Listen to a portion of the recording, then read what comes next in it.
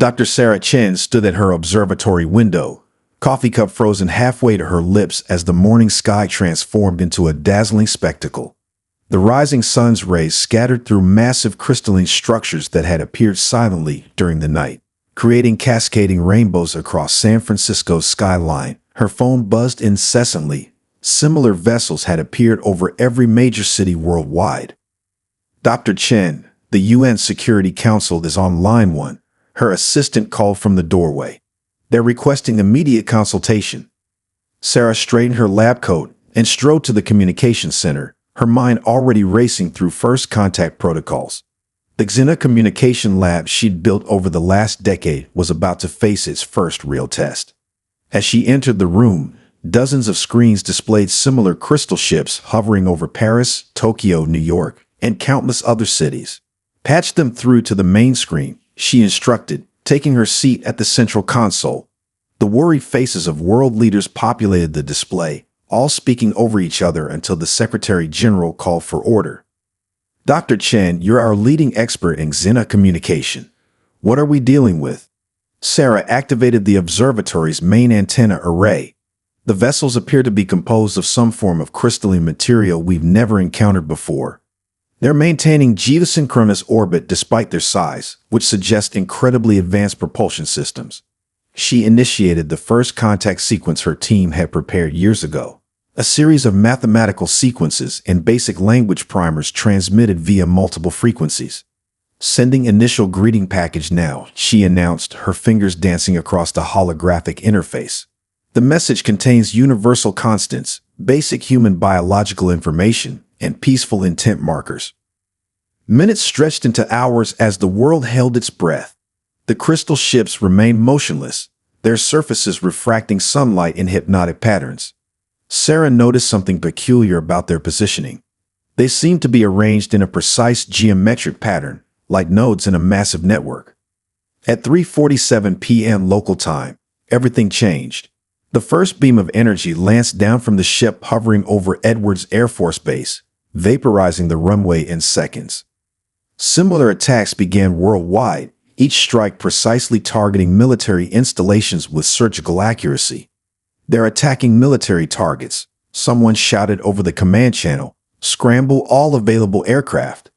Sarah's eyes darted between displays, her analytical mind racing to process the patterns emerging from the chaos. The attacks were devastating, but followed a strange logic. While military bases were being systematically destroyed, the alien vessels completely avoided certain areas. Wait, she called out, marking points on a global map. Look at the attack pattern. They're avoiding all locations with significant electromagnetic activity. Every radio telescope array, every major power distribution center, they're leaving perfect circles of untouched territory around them. Before she could elaborate, the building shook as a nearby strike hit the Presidio. Through her window, Sarah watched the crystal ship reposition itself, its surface briefly distorting as it passed through the electromagnetic field generated by her observatory's equipment. Everyone evacuate to the sublevel immediately, she ordered, grabbing her research tablet. As her team rushed to the reinforced lower floors, she captured every reading she could from the alien vessel's movement. Something about the way its crystalline surface had rippled when passing through their transmission beam tugged at her mind. A vulnerability, perhaps, hidden in all that apparent perfection. The first day of the invasion was ending, but Dr. Sarah Chen's work was just beginning. In the safety of her underground lab, surrounded by humming servers and worried colleagues, she started piecing together the puzzle that might save humanity. The aliens' attack had revealed something about their technology, and Sarah was determined to discover exactly what that was. The underground facility hummed with nervous energy as Dr. Sarah Chen examined the latest satellite data. 3 days into the invasion, the pattern was becoming clearer. She traced her finger along the holographic display, marking another anomaly in the Xerixian fleet's formation. There it is again, she muttered, adding the timestamp to her growing database. The alien ship's perfect geometric patterns showed minute distortions whenever they passed through areas of intense radioactivity. Most observers missed it, focused instead on the devastating attacks still raining down on military installations worldwide. A commotion at the blast doors interrupted her analysis. Colonel James Martinez strode in, his uniform dusty from the surface. Two soldiers behind him carefully carried a crystalline fragment sealed in a containment unit. "Dr. Chen," Martinez called out, his voice carrying the weight of 3 sleepless nights. "We recovered this from a downed scout ship near Vandenberg. Thought you might want to take a look." Sarah's eyes lit up at the sight of the alien technology. "How did you manage to bring one down?" Martinez's expression shifted to a grim smile. "Pure luck. The ship passed too close to our experimental radio array just as we were powering it up. Something caused it to lose stability and crash. We lost the array, but," he gestured to the containment unit. The fragment gleamed under the laboratory lights as Sarah carefully removed it. Its surface seemed to ripple with internal energy, responding to the smallest changes in the surrounding electromagnetic field. She placed it under a quantum microscope, and the resulting images made her gasp. "This isn't just a crystal," she explained, motioning for Martinez to look. "It's a living lattice of quantum entangled particles. The entire structure acts as a single, massive quantum computer. But look here." She adjusted the microscope settings, revealing tiny imperfections in the lattice. These disruptions occurred exactly when the ship passed through our radio array's field. Martinez leaned closer, his military bearing momentarily replaced by curiosity. "Can you weaponize it?" "Better," Sarah replied, already running simulations on her computer. "Their entire technology is based on maintaining perfect quantum coherence. But Earth's natural electromagnetic field creates tiny disruptions in that coherence. They probably chose their ship's position specifically to minimize exposure to these disruptions." She pulled up a global map showing the Xerixian fleet's movements. "See these gaps in their formation? They perfectly align with areas of heightened electromagnetic activity. They're not avoiding our weapons, Colonel. They're avoiding our planet's natural defense system." Martinez studied the map intently. "How does this help us? We can't exactly turn up Earth's magnetic field." Sarah's fingers flew across her keyboard, pulling up designs for the observatory's radio array. "Maybe we can. Every time we fired up major power systems near their ships, they'd shown signs of instability.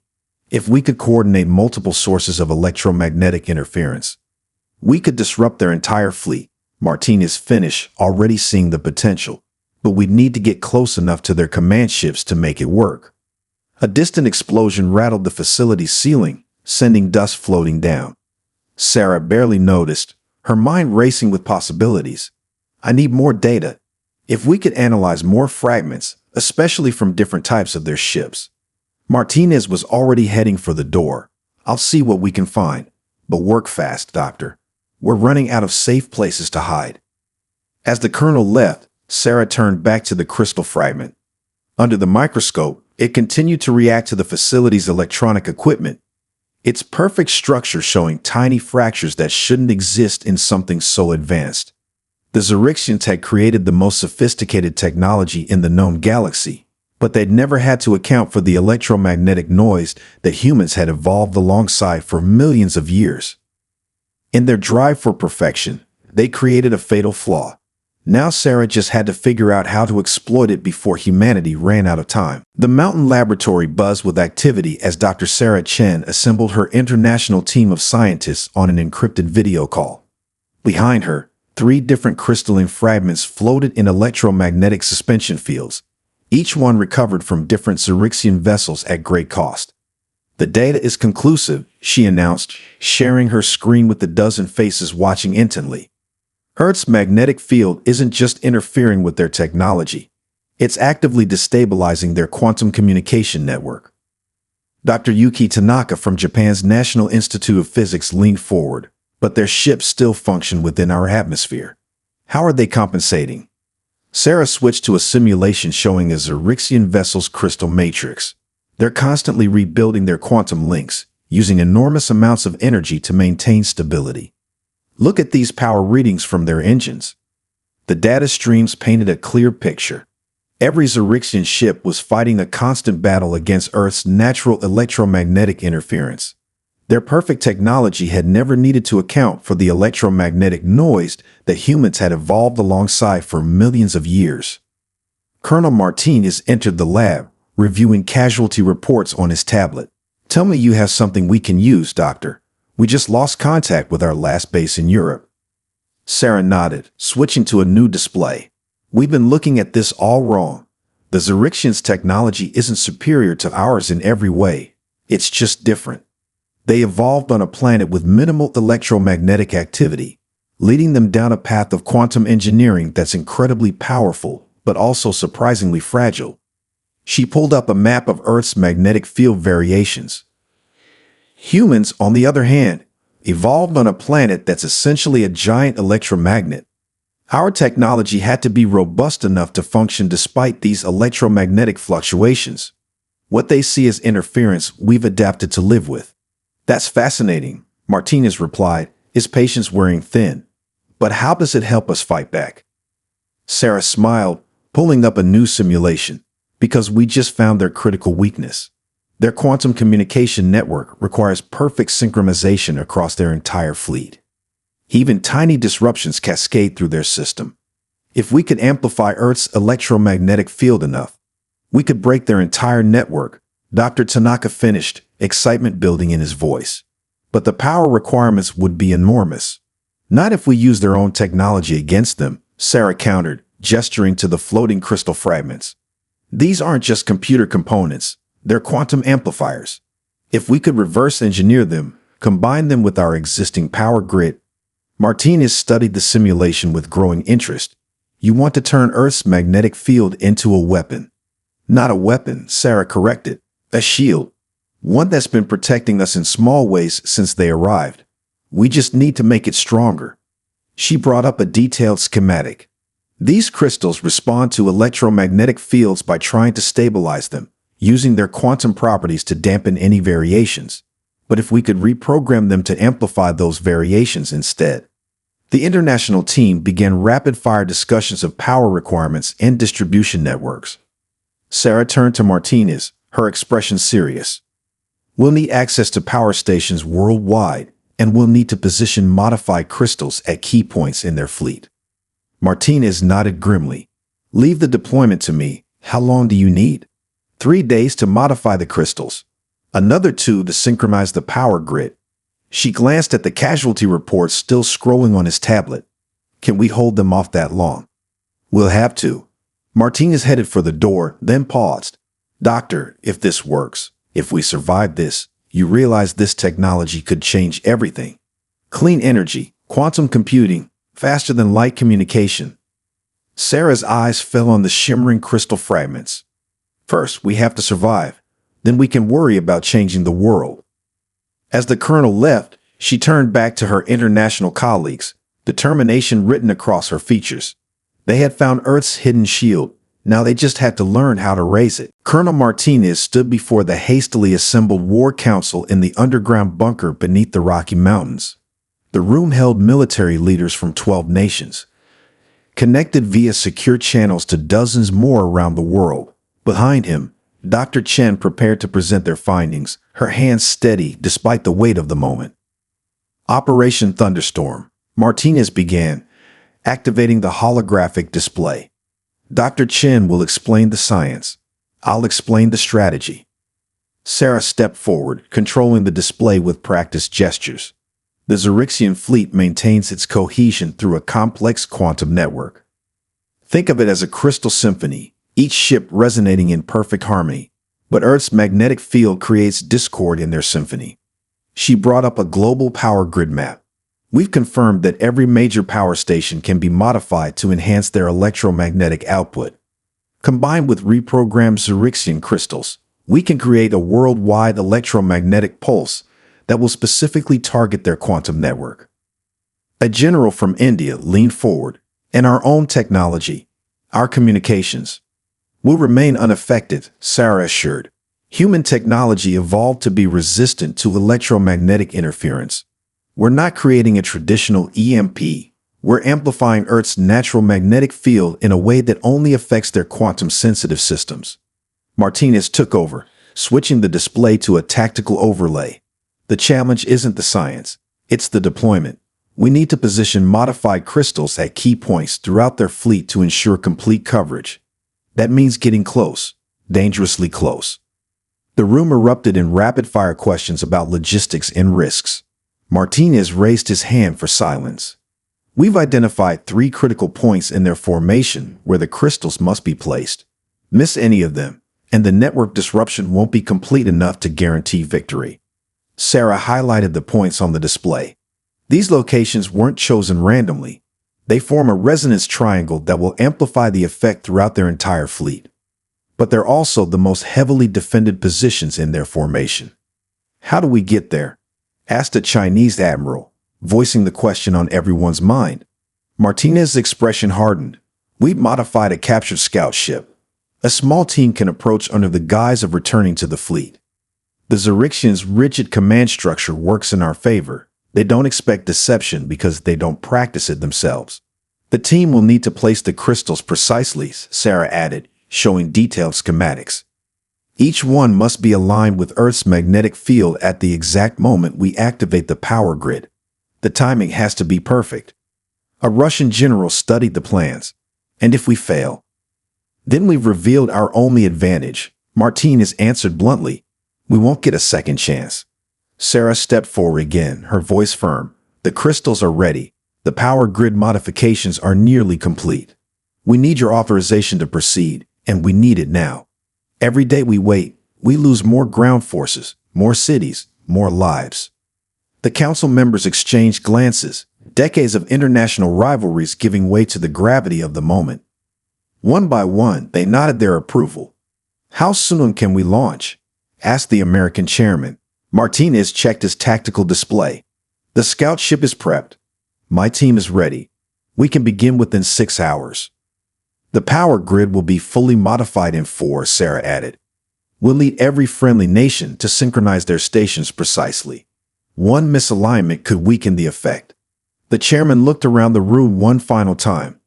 Humanity has never been more united than in this moment. Whether we survive or fall, we do it together. He turned to Martinez. Colonel, you have your authorization. Godspeed. As the council dispersed to prepare their respective forces, Sarah caught Martinez's arm. The calculations are perfect, but the human element, she hesitated. Be careful up there. Martinez managed a confident smile. Keep the lights on for us, Doctor. We'll give you one hell of a light show in return. The former London Underground station at Charing Cross had transformed beyond recognition. Dr. Elena Santos, the European Resistance's chief engineer, led Sarah through corridors now lined with hydroponic gardens. The air hummed with the sound of recycling systems and power generators. Amazing what necessity teaches us, Elena remarked, gesturing to the vertical farms stretching up the old escalator shafts. We developed more efficient growing techniques in 2 weeks than we did in the previous decade. Sarah marveled at the sophisticated water recycling system that wound through the station's architecture. How many people are you supporting down here? 12,000 in this hub alone, Elena replied, checking readings on her tablet. The old tube network connects 20 similar communities. We're using the maintenance tunnels as emergency escape routes, and the deep-level shelters from World War II have become our research facilities. They passed a group of children attending an underground school, their lessons projected onto the curved tunnel walls. Despite everything, their laughter echoed through the station. The Zerixians can't detect any of this, Sarah asked, studying the electromagnetic shielding woven into the tunnel walls. Elena smiled proudly. We're using their own crystal technology against them. Remember those fragments you helped us reprogram? We've incorporated them into our shielding. The deeper we go, the more invisible we become. Their tour continued to the command center, housed in an old signal control room. Monitors showed movements of Zerixian ground forces on the surface, their patrols following predictable patterns that made them easy to avoid. Their rigid thinking is their greatest weakness, Elena explained, pointing to a tactical display. They expect us to either fight conventionally or surrender. They can't comprehend our adaptive strategy. A young technician rushed up with a data pad. Dr. Santos, we've detected unusual activity in the Westminster tunnels. The new sonar mapping system shows possible structural instabilities.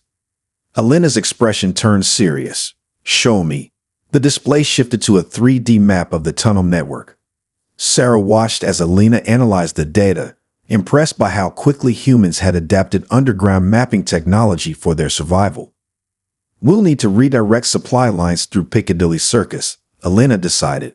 "Alert the transport division and send a maintenance team to reinforce those support structures." Sarah followed the limit to the engineering lab, where teams worked on modifying more crystal fragments for the upcoming operation. "How are the power grid modifications coming along?" "On schedule," Elena confirmed. "We've tapped into the old power station networks. The crystals amplify the output beyond anything we could achieve before. When Colonel Martinez gives the signal, we'll be ready." A distant rumble shook loose some ceiling dust. Elena barely noticed, long accustomed to the sounds of surface bombardment. The Xerixians still haven't realized that every attack pushes us to innovate further. They think they're winning because they control the surface, but humanity has always been at its most creative when backed into a corner. Sarah examined the modified crystal arrays. These improvements to the original designs, they could revolutionize our technology after the war. "If we survive," Elena added pragmatically. "But yes, we're already seeing applications in medicine, communication, even waste recycling. This crisis has pushed human ingenuity to new heights." Another technician appeared with urgent news. "Dr. Santos, the Westminster team found something in the collapsed section. Well, you need to see this." They hurried to a nearby lab where researchers huddled around a workbench. On it lay a piece of Xerixian technology, different from anything they'd seen before. "It looks like part of their ground forces command and control system," Elena breathed, already scanning it with handheld devices. "This could help us understand their surface deployment patterns." Sarah studied the new find intently. "Send this data to Colonel Martinez immediately. Any tactical advantage could make the difference in Operation Thunderstorm." As the team worked, the underground city continued its daily rhythm, humanity adapting and thriving in the most unlikely of places.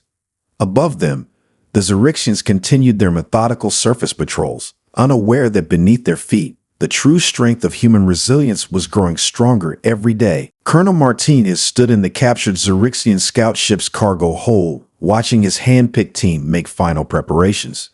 Lieutenant Maya Rodriguez, their navigation specialist, ran another systems check on the modified crystal drive. Captain David Chen, no relation to Sarah, secured the electromagnetic pulse generators they would need to plant in the alien fleet. "Final equipment check," Martinez ordered, his voice steady despite the weight of their mission. The hold's blue lighting cast strange shadows across the crystalline walls as the team responded. "Navigation systems synchronized," Maya reported, her fingers dancing across the alien controls they'd spent weeks learning to operate. "The ship's quantum signature matches their patrol patterns." David looked up from the generators. "Devices are primed and ready. Dr. Chen's modifications are holding stable. We'll have a 30-minute window once we activate them." The ship's internal lighting pulsed softly, a reminder of how alien their vessel truly was. Through the viewports, Earth's surface glowed with scattered fires, while the Xerixian fleet hung in perfect formation above. Sarah's voice came through their secure channel. "Colonel, we're receiving the latest fleet positions from the Resistance Network. Uploading to your navigation system now." Martinez watched as the tactical display updated, showing their planned approach vector. The modified scout ship would need to weave through the fleet's defensive grid, playing the part of a returning patrol vessel. Remember, he addressed his team, the Xerixians operate on absolute precision. Every patrol follows exact patterns. Deviate by even a few meters, and they'll know something's wrong. Maya nodded, making final adjustments to their flight path. "I've memorized their standard patrol routes. As long as the crystal drive holds, we should maintain proper quantum resonance with their network." "Should?" David raised an eyebrow. "That's why they call it a suicide mission, Captain," Martinez replied with a grim smile. "Dr. Chen, are you receiving our telemetry?" "Clear and strong," Sarah confirmed from the underground base. "The crystal modifications are performing better than expected. Your ship's quantum signature is indistinguishable from their regular patrols." Martinez checked his tactical display one final time. 3 critical points in the Xerixian fleet formation were marked in red. They needed to plant generators at each location to create the resonance triangle that would amplify Earth's electromagnetic pulse. Launch in 5 minutes, he announced. Lieutenant Rodriguez, begin power-up sequence. Captain Chen, final check on your EVA gear. We'll only get one shot at each placement. The team moved with practiced efficiency, months of training evident in every motion. They'd rehearsed this mission countless times in simulations, but nothing could fully prepare them for the real thing. Colonel, Sarah's voice carried a note of concern. We're detecting increased activity in their command ships. They might be adjusting their patrol patterns. Martinez shared a look with his team. We launch now. Better to be early than miss our window entirely. The crystal drive hummed to life. Its alien technology merged with human modifications, creating a sound unlike anything they'd heard before. Maya's hands settled on the controls as the launch bay doors began to open. Remember, Martinez said quietly, if we succeed, this becomes the moment humanity proved it could stand against any threat in the galaxy. If we fail, we won't fail, David interrupted, his voice firm. They expect perfection. We'll show them the power of human improvisation. The scout ship lifted off, its crystalline surface refracting the morning sun.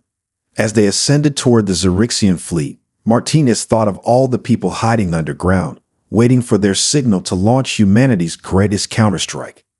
Operation Start and Service Go, he transmitted to base. Maintain radio silence until we reach the first target. Martinez out. The small ship rose higher, looking impossibly fragile against the massive alien fleet above. But within its modified hull, it carried humanity's best hope for survival, and a team determined to prove that sometimes the greatest strength lies in being perfectly imperfect. 2 generators planted, 1 to go. Colonel Martinez watched through the scout ship's viewport as Captain Chen maneuvered back inside, his spacesuit covered in crystalline frost from the Xerixian ship's outer hull. Second device is active, David reported, removing his helmet, but they noticed the power fluctuation. We've got company coming. Lieutenant Rodriguez's hands flew across the navigation controls. 3 patrol ships on approach. They're moving in standard search pattern Delta. Martinez smiled grimly. Standard patterns. That's their weakness. He pulled up the tactical display, studying the approaching vessels. Maya. Plot an irregular course. Random altitude changes, speed variations. Nothing they would expect. Sir. Maya's hands hesitated over the controls. That goes against everything we practiced. Exactly. Their tactical computers are designed to predict and counter logical evasive maneuvers. Let's show them some human chaos. The scout ship dove erratically, weaving between the massive crystal structures of the Xerixian fleet. Behind them, the patrol ships struggled to adjust their perfect formation to follow such an unpredictable path. Their quantum network is trying to calculate our next move, David observed, watching the sensor readings. The more random we are, the longer it takes them to respond. A transmission burst from Earth caught their attention. Dr. Chen's voice came through, tight with concern. Colonel, we're detecting massive power fluctuations in their command structure. Whatever you're doing up there is causing chaos in their network. Martinez watched as more patrol ships joined the pursuit, each one trying to predict where their ship would go next. But with Maya executing randomly timed course changes, the Xerixians' sophisticated tracking systems became their greatest hindrance. They're so focused on finding patterns, they can't handle the absence of one, Maya said, executing another wild maneuver that sent them spiraling between 2 massive carrier vessels. The pursuing ships hesitated, their crystalline surfaces flickering as their quantum computers struggled to compute an optimal intercept course. Dr. Chen, Martinez transmitted, are you seeing this? Their entire command structure is falling apart, Sarah finished. Their ships operate on synchronized quantum algorithms. By moving unpredictably, you're forcing each vessel to calculate independently. Their network can't handle the processing load. David checked the final generator's readings. Last device is prepped, but we need to get close to their flagship. How do we get past their entire fleet? Martinez studied the tactical display, watching the growing confusion in the Xerixian formation. Ships that normally moved in perfect harmony were now disrupting each other's paths as they tried to track the scout ship's chaotic course. We don't get past them, he decided. We go straight through. Maya. Plot the most illogical course you can think of. Straight lines when they expect curves. Stop when they expect acceleration. Break every pattern they know. That's insane, David protested, then grinned. Perfect. The scout ship burst into motion, its modified crystal drive pushing human unpredictability to new heights. They shot straight up when pursuit ships predicted a dive, accelerated when tactical doctrine called for evasive maneuvers, and executed maneuvers that would make any flight instructor cringe. Around them, the Xerixian fleet's legendary coordination began to crumble. Ships accustomed to operating in flawless synchronization found their quantum networks overwhelmed by the task of predicting the unpredictable. We're approaching the flagship, Maya announced, her voice steady despite the strain. But we've got the entire fleet's attention now. Martinez checked the generator's status one final time. Good. The more processing power they dedicate to tracking us, the less they have to maintain their network stability, Sarah finished over the comm. Colonel, you've created a cascade effect. Their entire command structure is trying to adapt to human improvisation. Time to show them why that's impossible, Martinez said, unstrapping from his seat. Maya, get us close enough for a spacewalk. David with me. Let's give them one final lesson in human ingenuity. As they prepared for their final approach, the Xerixian fleet continued to tie itself in knots trying to predict their movements. In their quest for tactical perfection, they had never considered that imperfection could be the greatest strategy of all. Dr. Sarah Chen stood in the Global Command Center, surrounded by screens showing power stations worldwide. Each facility glowed with increasing intensity as they powered up their modified crystal arrays. The underground chamber hummed with building energy. European grid at 70% capacity, Elena reported from London, crystal resonance holding steady. Asian networks synchronized and rising, Dr. Tanaka added from his facility beneath Mount Fuji, entering final power curve. Sarah watched the energy readings climb, each station adding its voice to the growing symphony. Above them, Colonel Martinez and his team were making their final approach to the Xerixian flagship. Status report, she called to Martinez's team. Final generator is in position, Martinez responded, his voice tight with concentration. David is completing the quantum alignment now. Maya has our escape route plotted, but we're running out of tricks to keep them confused. The tactical display showed hundreds of Xerixian ships converging on their position, their perfect formations now scattered by the scout ship's erratic maneuvers. But the chaos wouldn't hold them back much longer. Global power grid approaching 90%, Elena announced. We're detecting structural resonance in all modified crystals. Sarah checked the magnetic field sensors. Earth's natural electromagnetic field was already strengthening, responding to the building power. The Xerixian ships nearest to the surface showed signs of increasing instability. Colonel, we need 3 minutes to reach full power. How long can you hold them?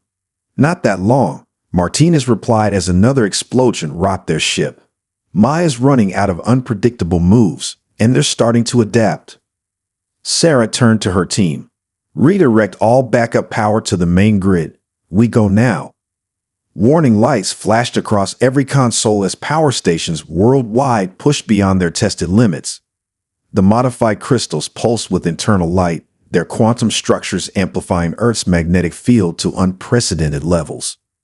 Generator network is active, David reported from space. Resonance triangle is forming. Wait, something's wrong. The flagship's shifting position. Sarah's screening showed the problem immediately. The Xerixian command ship was moving, threatening to break the carefully calculated resonance pattern. Maya, Martinez ordered, get us closer to the flagship. We need to restore the triangle alignment. That's suicide, David protested.